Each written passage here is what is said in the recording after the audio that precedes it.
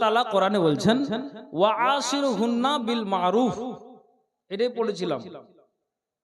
আল্লাহ বলছেন যে নারীদের সাথে সৎ ব্যবহার করো, ভালো ব্যবহার করো। আমি এটাই বলছিলাম, বলতে বলতে এটা আমি আয়েশার ইতিহাসে এসেছিলাম যে জঙ্গে জামালের যুদ্ধতে মা আয়েশা রাদিয়াল্লাহু তাআলা আনহা উনি কিন্তু বাড়ি থেকে বেরিয়ে পড়েছেন ওই জঙ্গে জামালের যুদ্ধতে। তো হাদিসে এসেছে ওয়া আন ইয়ামিনিহি কাতলা ওয়া আন ইয়াসারিহি কাতলা, ডান দিকে আর বাম দিকে তাকাই তা আপনার ওই মরা লাশ তারা পড়ে আছে, আর ওই দিকেই মা আয়েশা ডান দিকে আর বাম দিকে তাকাই। তখন আম্মার বিন ইয়াসার উনি তখন ঠিক মা আয়েশা রাদিয়াল্লাহু তাআলা আনহাকে বলছেন যে আয়েশা, তোমাদের মতো নারী তোমরা এইভাবে যে রাস্তায় ঘুরবে আর ফিরবে, আর এরকম বেগানা পুরুষ যারা মার্ডার হয়ে পড়ে আছে, যারা হত্যা হয়ে পড়ে আছে, আর তার দিকে তাকাও ডান দিকে আর বাম দিকে। তো তোমাকে আমি একটা কথা বলছি, মা আয়েশাকে আম্মার বিন ইয়াসার বলছেন যে তুমি কি সূরা আহজাবটাকে খুলে দেখেছো? এই কথাটা যেমনই আম্মার বিন ইয়াসার বলেছিলেন তখন সঙ্গে সঙ্গে ঠিক আপনার আয়েশার কিন্তু মাথায় একটা যেন মগজ নড়ে উঠেছে যে আমাকে আম্মার বিন ইয়াসার বলছেন যে আমি এই জায়গাতে এসে আমি এদিক ওদিক লক্ষ্য করে দেখে তা আমাকে জবাবটা এটাই দিল যে তুমি বাড়ি যাও আর বাড়ি গিয়ে তুমি সূরা আহজাবটাকে খুলে দেখো গা। মা আয়েশা এই কথাটা শোনার পরে উনি কিন্তু ফিরে গেলেন, আর যেমনই ফিরেছেন তখন ঠিক বাড়ি আসলেন। বাড়ি এসে যখনই মসজিদের মুলবি সাহেবেরা বকদা দিয়া কায়দা পড়াই, আম্মা পারা পড়াই, এক কথা শুরু যখন আমরা স্টার্ট করি মুখস্থ সূরাও যদি তেলাওয়াত করি তা আমরা পাঠ করি কি আউযু বিল্লাহি মিনাশ শাইতানির রাজিম বিসমিল্লাহির রহমানির রহিম, এই যে আমরা পাঠ করি। তো ঠিক মা আয়েশা ওই আম্মার বিন ইয়াসারের কথাটা শুনে তখন এসে তিনি কিন্তু এই সূরাকে পাঠ করতে লেগেছেন কি আউযু বিল্লাহি মিনাশ শাইতানির রাজিম বিসমিল্লাহির রহমানির রহিম। এই পাঠ করার পরে তখন সূরা আহজাবটাকে শুরু থেকে পড়তে লেগেছেন। পড়তে পড়তে পড়তে পড়তে সূরা আহজাবের 33 নম্বর আয়াতে যখন এসেছেন তখন ওই আয়াতটাতে লেখা আছে এটাই ওয়াকারনা ফি বুয়ুতিকুন্না ওয়ালা তাবাররাজনা তাবাররুজাল জাহিলিয়াতিল উলা। এই আয়াতটাতে যখন মা আয়েশা এসেছেন তখন না আর আগে বাড়েন না আর পিছনে যান, ওই আয়াতটাকেই তিনি একবার দুইবার করে করে বারবার আয়াতটা পড়ছেন ওয়াকারনা ফি বুয়ুতিকুন্না ওয়ালা তাবাররাজনা তাবাররুজাল জাহিলিয়াতিল উলা। এই আয়াতটা আয়েশা পড়লেন তখন ওই চট করে আয়েশার মগজটা হিলে উঠলো। আল্লাহ, আম্মার বিন ইয়াসার বলেছেন যে সত্যি সত্যি আমার বাড়ি থেকে বেরিয়ে গিয়ে এই যতগুলিন আমি যুদ্ধের ময়দানে গিয়ে ওই আমি মরা মুর্দাকে লাশগুলোকে দেখলাম, এটা উচিত হয়নি, এটা শরীয়ত সাপোর্ট করেনি।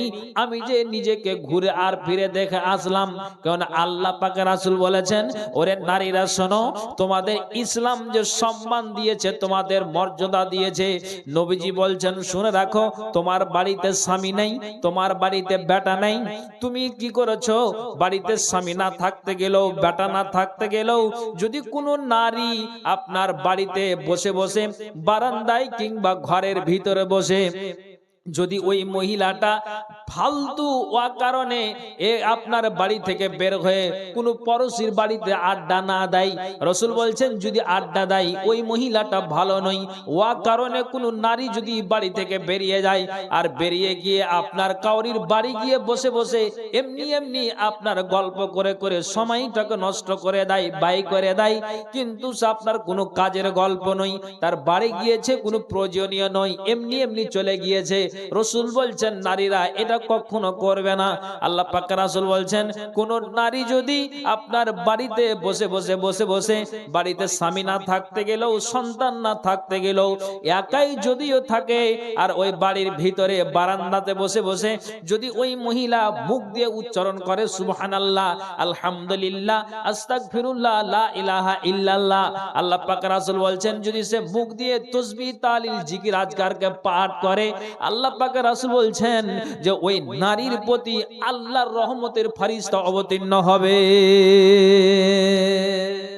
বলেন সুবহানাল্লাহ। ওই নারীর প্রতি আল্লাহর রহমতের ফেরেশতা অবতীর্ণ হবে।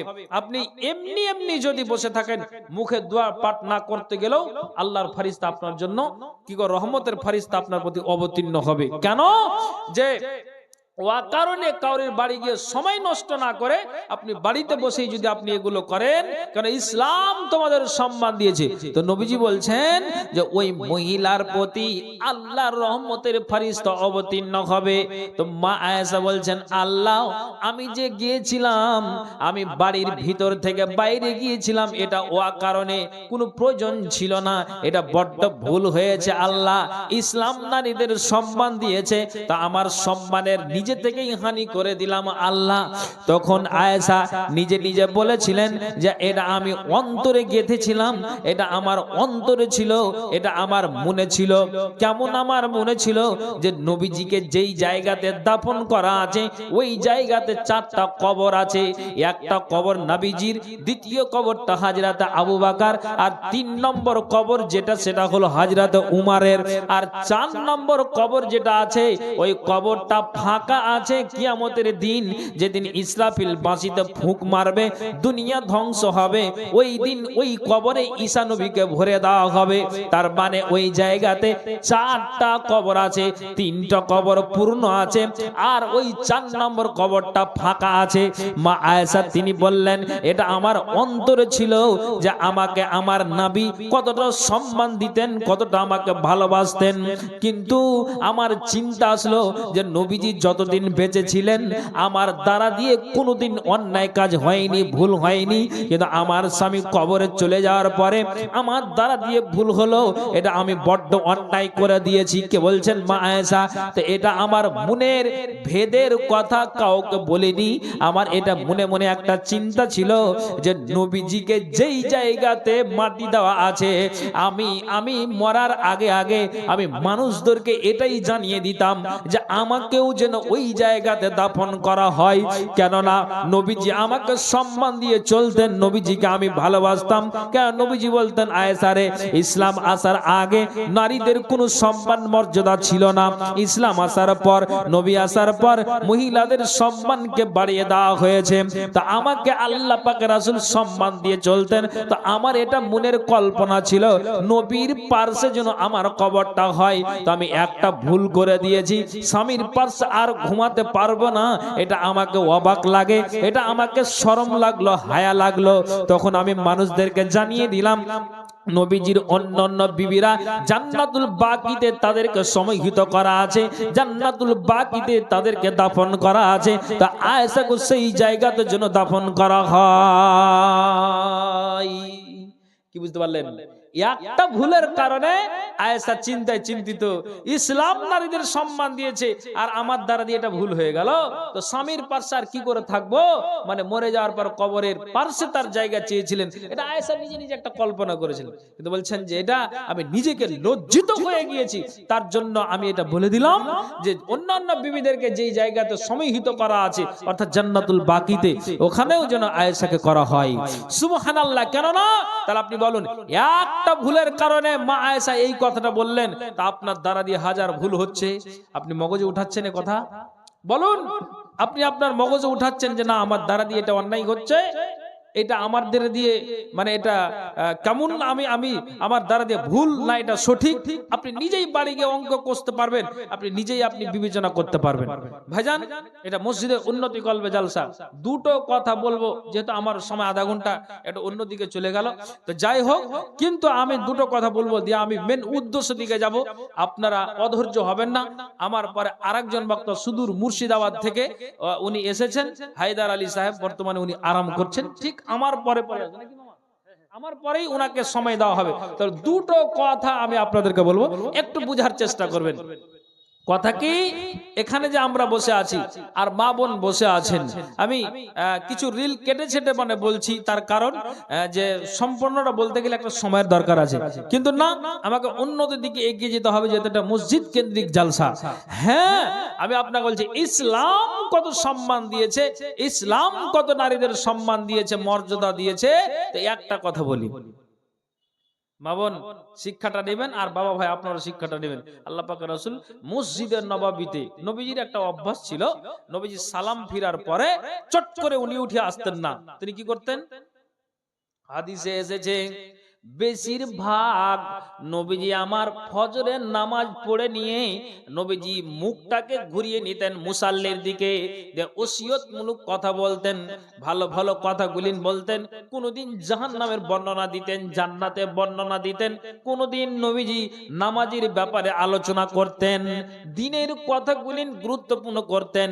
কোন এক সময় আল্লাহ পাকের রাসূল মসজিদে নববীতে বসে আছেন, আমি যেমন ভাষণ দিচ্ছি আপনারা শুনছেন, পার মা বোনেরা আরো পিছনে বসে শুনছেন, তেমনি নবীজি তিনি এবার ভাষণ দিচ্ছেন, আর নবীজি বসে আছেন, আর সাহাবা বর্গরাও নবীজির চতুর্পার্শ্বে বসে আছেন। হেন সময় একটা মহিলা মসজিদের নববীর দিকে এগিয়ে এগিয়ে আসছে। ঠিক আল্লাহ পাকের রাসূল দেখলেন একটা মহিলা মসজিদের নববীর দিকে আসছে। আজ যখন আসা হলো, নবীজি চিনতে পারলেন। সঙ্গে সঙ্গে আমরা টুপি ব্যবহার করি, আল্লাহ পাকের রাসূল মাথায় পাগড়ি ব্যবহার করতেন। নবীজি আমার মাথাতে পাগড়ি ছিল, ওই পাগড়িটাকে খুলে দিলেন, আর খুলে দিয়ে সুন্দর করে আল্লাহ পাকের রাসূল মসজিদে নববীর ভিতরে কোন একটা জায়গাতে কর্নারে আপনার সাইডে ওই চাদরটাকে বিছিয়ে দিলেন। আর বিছিয়ে দেওয়ার পরে নবীজি বলছেন, ওগো মহিলা, তুমি এই জায়গাতে বসে যাও যেই জায়গাতে নবী মুহাম্মদ চাদরটাকে বিছিয়ে দিয়েছে। ভালো করে শুনবেন, চাদরটাকে যেখানে বিছিয়ে দিয়েছে, তখন ওই মহিলা ওই চাদর যে আল্লাহ পাকের রাসূল বিছিয়ে দিয়েছেন ওই চাদরই বসে গিয়েছেন। তখন সাহাবীরা বলছেন যে আল্লাহ পাকের রাসূল, এই মহিলার এত সম্মান কেন, কিসের জন্য আপনি এত সম্মান দিচ্ছেন? তার মানে, আচ্ছা মা বোন ভালো করে শুনবেন, রাসূল বলছেন এটা কে তোমরা জানো না, যদি পরিচয় দিই তো দুনিয়ার মানুষ জানতে পারবে। এখন কি চিনতে পেরেছেন এটা কে? হ্যাঁ না বলুন। এই মহিলাটাকে, যেই নারীকে আল্লাহ পাকের রাসূল বসতে দিয়েছেন, এটাকে আপনারা চিনতে পেরেছেন কি? হ্যাঁ না বলবেন। কেউ তো চিনতে পারেননি, কিন্তু এখন পরিচয় দিলে বুঝতে পারবেন। নবীজি বলছেন, শোনো, আমার বাল্যকালে আমার বাপকে হারিয়েছি, আমার বাল্যকালে মাকে হারিয়েছি, মায়ের দুধ পান করতে পাইনি, কিন্তু আমাকে ওর হাত এর হাত হতে হয়েছে। শেষে আমি যার কোলে, যার পিঠে, যার কোলে আমি মানুষ হয়েছি, যে আমাকে লালন পালন করেছে সেটাকে না, তো সেটা হলো দুধ মা হালিমা। এই দুধ মা হালিমাকে গছিয়ে গিয়েছিল, দিয়ে গিয়েছিল, আমি এই মায়ের দুধ পান করেছি, এটা হলো আমার দুধ মা, তার নাম হচ্ছে হালিমা। আল্লাহ রাব্বুল আলামিন ইসলামে নারীদের সম্মান দিতে বলেছে, মায়েদের ইজ্জত করতে বলেছে, মায়েদের মর্যাদা দিতে বলেছে। কাজে আমি আল্লাহ পাকের রাসূল যেই মায়ের দুধ পান করেছি, আমি ওই মাকে আসতে দেখে আমি আর থামতে পারলাম না, মাথার পাগড়িটাকে খুলে দিয়ে আমি আমার মাকে বসতে দিলাম, কেননা ইসলাম নারীদেরকে সম্মান দিয়েছে। বলেন সুবহানাল্লাহ। তা আমি কাকে দিয়েছি? এটা আমার মা, দুধ মা হালিমা, তার জন্য ইসলাম যে সম্মান দিয়েছে, কাজে সম্মানার্থে আমি আমার মার জন্য এই চাদরটাকে পেড়ে দিয়েছি। আল্লাহ তাআলা কোরআনে কি বললেন? ওয়া আশিরহুন্না বিল মারুফ, পুরুষেরা নারীদের সাথে সৎ ব্যবহার করো, উত্তম ব্যবহার করো, পুরুষেরা নারীদের সাথে ভালো ব্যবহার করো, খবরদার খারাপ আচরণ করিও না। একটা কথা মনে পড়ে গেল। কি কথা? দিনাজপুরের মাটিতে প্রতিদিন একটা মহিলা ওই আপনার বোরখা পরে হিজাবটাকে চাপিয়ে কবরস্থানে যেত। তখন 2 দিন 3 দিন দেখার পরে প্রতিদিন একবার সকালে যাই আর একবার সন্ধ্যায় যাই। তো 2 দিন আর 3 দিন এইভাবে একটা বৃদ্ধ মানুষ দেখার পরে বলছে, হাজি তুমি তো আমার প্রতিদিনের বয়সের একটা কথা জিজ্ঞেস করবো। বলছে, দাদু বলতে পারেন, আপনি বলেন। শিক্ষিতা মেয়ে তো ভাষাটা চিকন হবেই, সুন্দর হবেই, খুব একবারে মার্জনীয় ভাষাতে কথা বলছে। তো বলছে যে দাদু আপনি বলতেই পারেন, বলেন। বলছে, আচ্ছা সকালে একবার সন্ধ্যায় একবার যাও তুমি কোথায়? তোমাদের মতো মহিলারা বাড়িতে বসে থাকলেই তো ভালো হয়, যুবতী নারী, আর এইভাবে রাস্তায় সকালে আর সন্ধ্যাতে যাচ্ছে। মেয়েটা কাঁদতে লেগেছে। এটা হাদিস করানো গল্প নেই, দিনাজপুরের মাটির একটা ঘটনা কথা বলছি। তখন মহিলা বলছেন, ওই পতিনের বয়সের মহিলা জবাব দিচ্ছেন, দাদু যান একটা কথা বলি, আমার যে কথাটা বলতে আমি বাধ্য হলাম, আমার স্বামীর সাথে আজ আমি 10, 15, 20 বছর ধরে ঘর সংসার করলাম। 20 বছর ঘর সংসার করার পরে 21 বছরের মাথায় আমার স্বামী মরে গেল। এখন আমি যুবতী আছি। আল্লাহ আমার কপালে আমার স্বামী কত ভালো পেয়েছিলাম, আমার নসিবে কত একটা স্বামীকে আমি ভালো পেয়েছিলাম, কত সুন্দর পরিবারের একটা সুন্দর ছেলেকে আমি পেয়েছিলাম, আদর্শবান আমি ছেলে পেয়েছিলাম। ছেলেটা কালো বটে কিন্তু তার ব্যবহারে এত সুন্দর, এত তার চরিত্র তার ভালো যে আমার স্বামী আমার দ্বারা দিয়ে কোনো অন্যায় হতে গেলে কোনোদিন আমার স্বামী আমাকে চোখ রাঙিয়ে কথা বলেনি, আমাকে আঘাত দিয়ে কথা বলেনি, আমাকে কোনোদিন দুঃখ বেদনা দেয়নি। 20 বছর ধরে তার সাথে ঘর সংসার করলাম, কোনোদিন আমাকে একবার আঘাত দেয়নি, গালি দেয়নি। আমার দ্বারা দিয়ে বড় আর ছোট অন্যায় হয়েছে কিন্তু এটাকে সে মহব্বতের ইশারা দিয়ে ভুলিয়ে দিয়েছে। দাদু জান, যেমন আপনার সাপড়িয়া বিনবাসি বাজাতে গেলে যেমন আপনার ওই সাপ ঠিক থাকতে পারে না, সাপের গাটা আর আপনার হিলে আর দূরে, তেমনি আমার স্বামী কবরে চলে গিয়েছে আজ 1 সপ্তাহ হয়ে গেল। তার জন্য সকালে আর সন্ধ্যাতে আমি স্বামীর কবরে গিয়ে আমি দোয়া করে আছি, আল্লাহ আমাকে আমার স্বামী এত সম্মান দিত, আমাকে বলতো, ওরে বিবি শোনো, মাওলানাদের মুখ থেকে শুনেছি যে নারীদের জাহিলি জমানায় কোনো ইজ্জত ছিল না, সম্মান ছিল না। ইসলাম আসার পর, নবী আসার পর তাদের সম্মানকে বাড়িয়ে দেওয়া হয়েছে। ওরে নারী তুমি শোনো, ওরে বিবি তুমি শোনো, তোমাকে আমি যতদিন বাঁচবো সম্মান দিয়ে যাব, তোমাকে আঘাত দিয়ে আমি কথা বলবো না, মারতে যাব না, দুঃখ দিব না। এই যে কথাগুলি যখন বিছানাতে শুয়ে আমার মনে পড়ে, তখন আমি বিছানায় আর থাকতে পারি না। সকালে একবার কবরের কাছে যাই আর সন্ধ্যায় একবার কবরের কাছে যাই, আর সন্ধ্যাতে আর সকালে কবরের কাছে গিয়ে আমি ওই জায়গাতে গিয়ে আমি স্বামীর জন্য দোয়া করি, আল্লাহ যেমন দুজনের মহব্বত আর ভালোবাসা আমাকে সম্মান দিত, আমিও সম্মান দিতাম, তেমনি কাল কিয়ামতের দিনে আল্লাহ স্বামী আর বিবি দুজনেরই তুমি সাক্ষাৎ করায়ও আল্লাহ, যাতে আমাদের সাক্ষাৎ পেতে দেরি না হয়। তখন বলছে ওই বৃদ্ধ লোকটা, ও এতক্ষণে বুঝতে পেরেছি, তার মানে যদি সম্পর্ক না থাকতো এতটা টান মেরে কবরের কাছে যেত না। আর একটা চোট্টা পুরুষের কথা বলি, আমার গ্রামের কথা বলছি, সে আমাকে গালি দিবে, ধরবে, মারবে, আমি বুঝে নেব। সারাদিন ওই মদের ভাট্টিতে কুমারগঞ্জে থাকবে, মানে বুঝতে পারছেন তো, শামসি, কুমারগঞ্জ, শ্রীপুর এগুলো কি চিনতে পারবেন না? তো এই কুমারগঞ্জ স্টেশন আমার গ্রামের নাম হচ্ছে পলাশবোনা। তো ওখান থেকে যাবে, আমার বাড়ি থেকে 1.5 কিলোমিটার দূরে স্টেশন, বুঝতে পারলেন তো? তো ওখানে সারা দিন মদ পান করবে, সারা দিন মদ পান করবে। ইসলাম যে নারীদের সম্মান দিয়েছে, তো কত পুরুষটা দেখেন কত বেহায়া আছে, এই রহিমার মদ পান করে আছে। খাওয়ার করেছিস তো ও তো জানে যে আমার স্বামী কেমন, একটু ভুল হলে তো আমার গুদড়ি লাট করে দিবে। তখন ও তাড়াতাড়ি করে জানছে যে অমুক সময় আসবে, কোনদিন 2টায়, কোনদিন 4টায়। তো স্বামীর ভয়ে একটা মদ পান করা স্বামী, তারপর তার সম্মান করার জন্য ও আগেই রেডি, টেবিলে সুন্দর করে খাবার বিছিয়ে দিয়েছে। স্ত্রী জাত তো, চোখ মুখ দেখে আপনি কথা বলে দিতে পারবেন। তো পুরুষ যতগুলি অন্যায় করছে ও তো আর পারবে না, পরের বেটি না, কি করে আপনাকে জবাব দিবে? তা আপনাকে তো জ্ঞান করতে হবে যে নারীদের সম্মান দিয়েছে, আমি এভাবে কন্ট্রোল করিনি, তা আসবে। তো ও আগে আগে ভয়ে ভয়ে ভয়ে ভয়ে খাবার টেবিলে ভাত দিয়েছে, তারপরে তরি তরকারি দিয়েছে, জ্যাক দিয়েছে, জ্যাকে জল আছে, গিলাসে শুধু জলটা ঢালিনি। কি বললাম আপনাকে? গিলাসে শুধু জলটা ঢালিনি। বলছে রহিমান খাবার রেডি করেছিস? হ্যাঁ রেডি আছে, দেখো। ও কই রে? দেখছে ভাত আছে, তরকারি আছে। এবার গিলাসটা যখন হাতে করেছে এভাবে, গিলাসে পানি কই, যাকে আছে একটু ঢেলে খেলো না জি, যাক তো দেওয়া আছে, আবার তুই আমাকে ঢেলে খেতে বলবি? তার মনে ওই যে মদ পান করে আছে। দুঃখের বিষয় আপনাকে বলি, আল্লাহ তাআলা বলছেন ওয়াসিরুহুন্না বিল মারুফ, পুরুষরে স্ত্রীকে সম্মান কর, মর্যাদা দাও, তাদের খবরদার সম্মানের হানি করিও না। তুমি পুরুষ হতে গেলে তুমি গাছের গোটা নয়, আল্লাহ পাকের রাসূল বলছেন। আর আল্লাহ তাআলা কোরআনে বলছেন ওয়া আলাল মাউলুদি লাহু রিজকুহুন্না ওয়া কিসওয়াতুহুন্না বিল মারুফ, সন্তানের বাবাকে নাই সঙ্গত রূপে মায়েদের ভরণ পোষণ দিতে হবে। ওরে পুরুষ তুমি শোনো, হারাম তুমি পান করে আছো, তোমার বিবি যাকে জল দিয়েছে, তোমার বিবি তোমাকে ভাত দিয়েছে, তোমাকে তরকারি দিয়েছে, টেবিলে রেখে দিয়েছে, কিন্তু শুধু গ্লাসে জলটা ঢালেনি, এটাই তো অপরাধ। ওই বিবিকে আপনার এত মারলো লাত আর কিল, কিন্তু বিবি সহ্য করে নিল। আল্লাহ তুমি আমার স্বামীকে হেদায়েত করো, তুমি আমার স্বামীকে আল্লাহ তুমি ভালো করো, আমি যাকে ইজ্জত দেখিয়ে দিয়েছি দ্বিতীয়বার আর কোন পুরুষের কাছে যেন যেতে না হয়।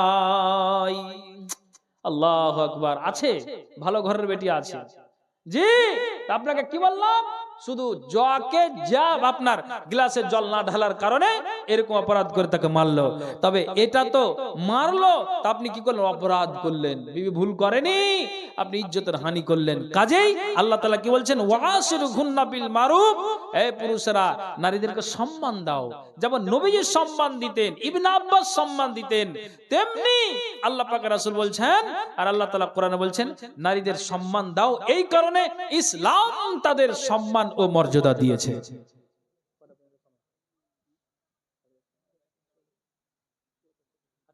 হ্যাঁ, তো না চলছে। আচ্ছা, তো এবার আপনাদেরকে বলি, এই যে আমি একটু সাইড কাটছি, ভালো করে বুঝুন। এখানে যতজন বসে আছেন খুব গুরুত্বপূর্ণ দুটো কথা বলবো যাতে আপনার মগজে উঠে যায়। এখানে যতজন পুরুষরা একটু শুনুন ভালো করে, বলবো হাদিসটা বলবো কি, আল্লাহ পাকের রাসূল যখন তিনি মারা যান 13-14 দিন অসুখ ছিলেন, তারপর মারা গেছেন। ঠিক দায়িত্ব দিলেন কাকে, নবীজির শ্বশুর হযরত আবু বকর সিদ্দিক রাদিয়াল্লাহু তাআলা আনহুকে। 2 থেকে 2.5 বছর খেলাফতের দায়িত্ব চালার পরে আবু বকর কিন্তু শারীরিক অবস্থাটা কিন্তু অবনতি হতে লাগলো, বাঁচবেন না এরকম। তখন সবাই প্রজারা বলছে আবু বকর কি এরকম একটু অসুখ জ্বর জ্বালা হয়েছে, যদি ভাদু স্থানটা ওই ডাক্তারের কাছে যাইতে ভালো হয়ে যাবে। তো আসলে কিন্তু ক্রমে ক্রমে শারীরিক অবস্থাটা এত খারাপ আর বলা হতে পারছে না। দেখেন তখন হাজরাতে আবু বকর সিদ্দিক রাদিয়াল্লাহু তাআলা আনহু তখন তার বেটি আয়েশার কাছে এসে আয়েশাকে বলছেন আয়েশা এটা কথাকে জানার জন্য এসেছি। তখন বলছেন আব্বাজান কি কথা বলো, বলছে আব্বা, বলছে বেটি রে শোনো, নবীজি যখন মারা যায় তখন তুমি ছিলে পার্শ্বে, তুমি আমার বেটি আর আমার ওটা জামাই, তো জামাইয়ের মনের কথা যতটা বেটি বলতে পারবে নিজের শ্বশুর অতটা বলতে পারবে না। অতএব বেটি রে শোনো, তুমি যাকে নিয়ে উঠেছে বসেছো ঘর সংসার করেছো ওটা আমার জামাই নবী মুহাম্মদ। অতএব বেটি তুমি শোনো, যখন নবীজি মারা যান তো নবীজিকে ইন্তিকাল যখন হয়ে গেল, দুনিয়া ছেড়ে দিল, তো নবীজিকে কয়টা কাপড় দিয়ে কাফন পরা হয়েছে, কয়টা আপনার কাপড় দিয়ে নবীজিকে কাফন পরা হয়েছে। তখন মা আয়েশা বলছেন আব্বা তুমি আমার স্বামীর কথা স্মরণ করে দিলে, বেটি তুমি বলো তো। তখন সঙ্গে সঙ্গে মা আয়েশা বলছেন ও আব্বা জান শোনো, নবীজিকে 3টি সাদা কাপড়ে কাফন দেওয়া হয়েছে। তখন নবীজি বললেন, তখন হযরত আবু বকর বলছেন বেটি তুমি শোনো, যেদিন আমি মরে যাব আমার বুক ফুটবে কিন্তু আমার মুখ ফুটবে না। তখন মানুষেরা আমাকে দেখতে আসবে, ভাদু এলাকার আসবে, তারানগরের আসবে, আপনার ফরিদপুরের আসবে, কারপনার আসবে, আপনার এই করে করে গোটা এলাকাবাসী আসবে, জানতে পারবে কে মারা গিয়েছে, না তো আপনার আবু বকর নবীর শ্বশুর মারা গিয়েছে। বেটি তুমি শোনো, তোমাকে যেই কথা বলছি, আমি যেদিন থেকে ইসলামে পদার্পণ করেছি সেদিনের পর থেকে নিয়ে আজ পর্যন্ত নবীর বাইরে চলেনি, নবীর কথার অস্বীকার করিনি।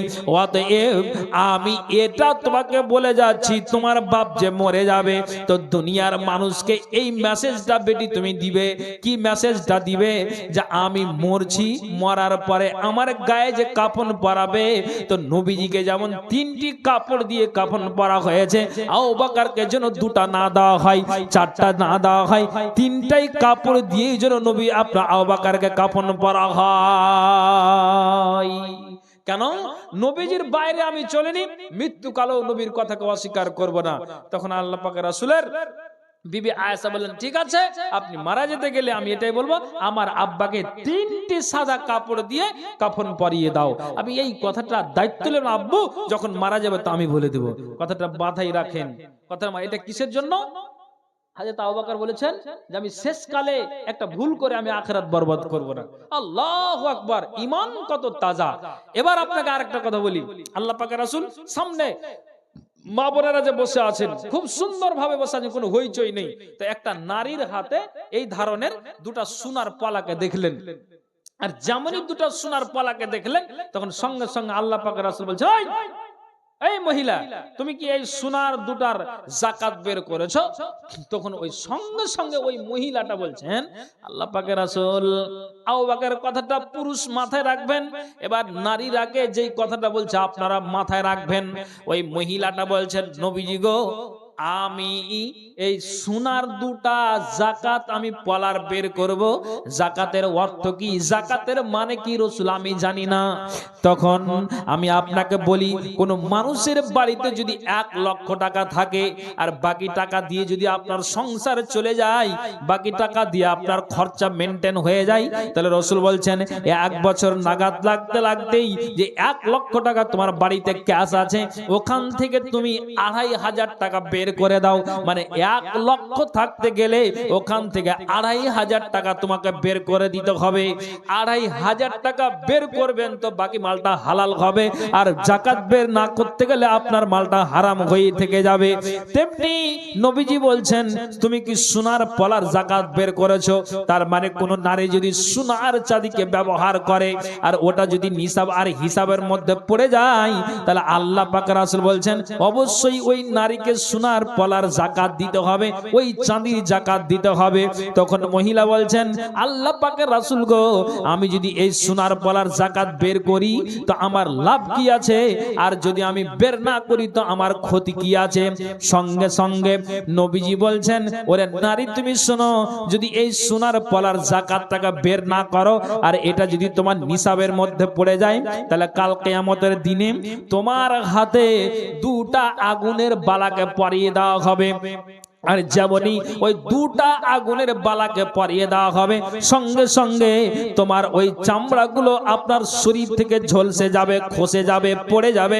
তখন দুনিয়ার মানুষ ওই জায়গাতে জমা থাকবে। ভাদু এলাকার মানুষ শুধু থাকবে না, মালদার মানুষ শুধু থাকবে না, মুর্শিদাবাদের মানুষ শুধু থাকবে না।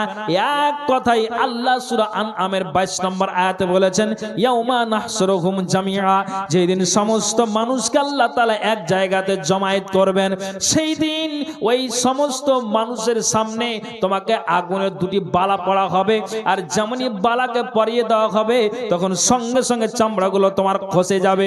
তখন মানুষ জিজ্ঞেস করবে, এটা কোন এমন মহিলা যে এর কেন তার শরীর থেকে চামড়া খসে যাচ্ছে? তখন বলা হবে, দুনিয়াতে সে নাকফুল ব্যবহার করেছে, সোনা ব্যবহার করেছে, চাঁদি ব্যবহার করেছে, পলা ব্যবহার করেছে, এক কথাই, আর ওটা নিসাবের মধ্যে পড়েছিল, যাকাত আদায় করেনি। এই যাকাত কে অস্বীকার করনে वाली নারী, তার জন্য তার চামড়াগুলোকে ঝলসে দেওয়া হচ্ছে আগুনের বালাকে পরিয়ে। সঙ্গে সঙ্গে ওই নারীটা বলছেন, আল্লাহর রাসূল গো, দুনিয়াতে মানুষ কতদিন বাঁচবে? 60 থেকে 70 বছর, এর বেশি না। আগের কওমেরা 150 বছর, 200 বছর, 500 বছর করে বেঁচেছে, কিন্তু আমরা তো অতদিন আয় পাবো না, বাঁচবো না। নবীজি আপনি নিজে বলেছেন, সিদ্দিনা ইলা 70, আমার উম্মতেরা 60 থেকে 70 বছর বাঁচবে। নবীজি গো, আমার বয়স 40 গত হয়ে গেল, সামনে আর কয় বছর বাঁচবো? নবীজি গো, দুনিয়ার সুখ চাই না, আমার সুখ চাই কবরে, আমি সুখ চাই হাসরে, সুখ চাই পুলসেরাতে, আমি জান্নাত সুখময় স্থানখানা চাই। নবীজি গো, আমি এই জাহান্নামের কঠিন জায়গাতে যেতে পারবো না, অতএব আমার 2টো যে হাতে সোনার পলা আছে, আমি এই সোনার পলাকে খুলে দিয়ে আমি আল্লাহর রাস্তাতে দান করে দিলাম। নবীজি গো, যতদিন আমি বেঁচে থাকবো, আল্লাহর কসম খেয়ে বলছি, আর কোনোদিন সোনার পলাকে পরিধান করব না। মা গো।